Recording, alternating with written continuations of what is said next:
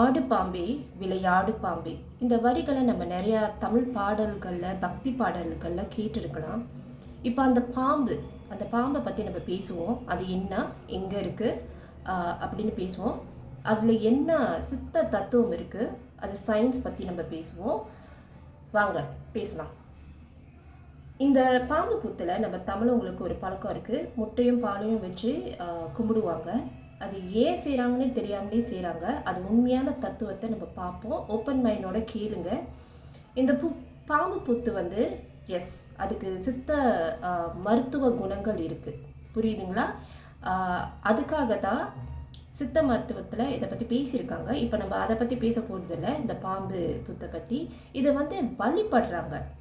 அது சரியா தப்பா அதை பற்றியும் நான் பேச போகிறதில்ல. இது உண்மையான தத்துவம், சித்த தத்துவத்தை பற்றி தான் நான் பேச போகிறேன்.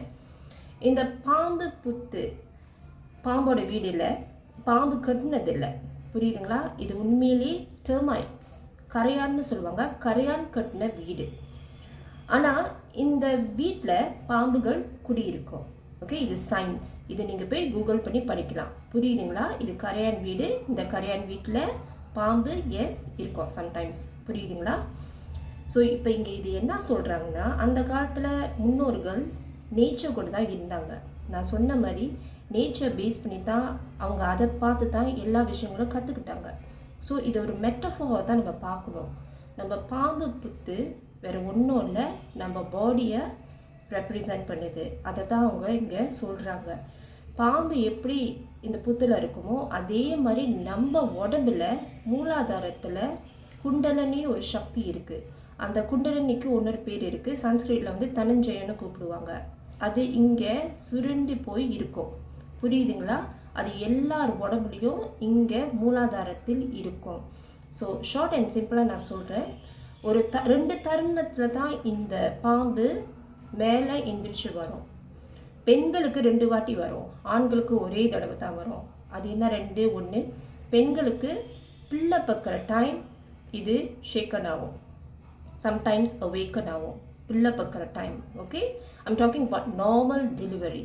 ஏன்னா நீங்கள் அது ஒரு பெரிய ஷாக், ட்ராமாவே போவீங்க. ஸோ இது அவேக்கன் ஆகும். அதனால தான் பிள்ளை பத்துட்டோன்னா sometimes postnatal depression go through பண்ணுவீங்க. ஸோ இது டேக் நோட் பண்ணிக்கோங்க.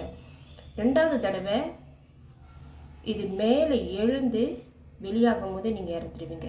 எஸ், இறப்பு அப்போ இது மேலே இங்கே வெடித்து உச்சந்தலையிலேருந்து வெளியாயிரும்.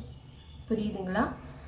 அதுக்கெல்லாம் ஒரு சித்த ஒரு ஒரு ஒரு பேச்சு எழுதுலாங்க. இப்போ நம்ம அதை பற்றி பேச வேணாம். ஸோ இது வெரி இம்பார்ட்டன்ட். இதை மட்டும் நீங்கள் தெரிஞ்சு வச்சுக்கோங்க.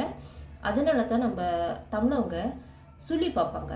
பிள்ளை பிறந்துட்டோன்னே எத்தனை சுழி இருக்குது, 2 சுழி இருக்கா, இதெல்லாம் இங்கே கேள்விப்பட்டிருப்பீங்க. ஸோ ஆமாங்க, இந்த சுழி வேறு ஒன்றும் இல்லை. இந்த குண்டலனி எந்திரிச்சு இறக்கும் தருணத்தில் இது வெளியாகி போயிடும். புரியுதுங்களா? இது போயிட்டுனா நீங்கள் இறந்ததாக அர்த்தம். ஆனால் இதுவே அது வெளியாகாமல் உங்கள் உடம்புக்குள்ளே போய் ஒழிஞ்சி அது இந்த மனோன்மணி, உங்களோட மனோன்மணி தேர்ட் ஐக்குள்ளே மர்ஜ் பண்ணிச்சுன்னா நீங்கள் ஒரு சித்தர் நிலையை அடையலாம். அதனால தான் நம்ம மாரியம்மனுக்கு தலையில் அந்த பாம்பு இருக்கும், 5 தலை பாம்பு. அது அவேக்கனிங் பற்றி பேசுகிறாங்க. ஆனால் இதுவே அந்த தனஞ்சயன், அந்த குண்டலினி வெளியாயிட்டுனா, இங்கேருந்து வெடித்து வெளியாவங்க, இது வெளியாயிட்டுனா இறப்பு. அதனால தான் சிவனை இறப்பு தத்துவம்னு சொல்லுவாங்க. ஆனால் சிவன் ஒரு கடவுள் அங்கே நீங்கள் நினைக்கிற மாதிரி தலையில் இந்த மாதிரி வச்சுக்கிட்டு கழுத்தில் பாம்பை வச்சுட்டு சுற்றுற ஒரு ஆள் இல்லை. அந்த மாதிரி ஒரு ஆள் இல்லை. இதை நீங்கள் புரிஞ்சுக்கணும். இதுதான் ஆன்மீகம். ஆன்மீகம்னா சயின்ஸ், மெடிக்கல், ஹிஸ்ட்ரி எல்லாம் கலந்தது. புராண கதையை நம்ம பிடிச்சிட்டு இருக்க முடியாது.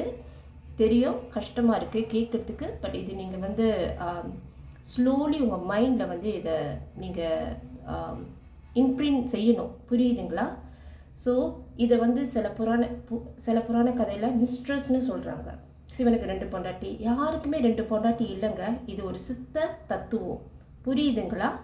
இந்த இதை காமிக்கிறது, கங்கையை காமிக்கிறது வேறு ஒன்றும் இல்லை. இந்த கங்கை, இந்த தனஞ்சன் வாயு, இந்த குண்டலினி தலையிலேருந்து வெளியாயிட்டுனா நீங்கள் இறந்துடுவீங்க. ஆனால் அதே தலையிலேருந்து வெளியாகாமல் உங்கள் உடம்பில் இங்கே உங்கள் தேர்ட் ஐயில் மர்ச் ஆகிட்டுனா அந்த மனோன்மணி கூட நீங்கள் ஒரு awaken சித்தர் நிலையை அடைஞ்சிடுவீங்க.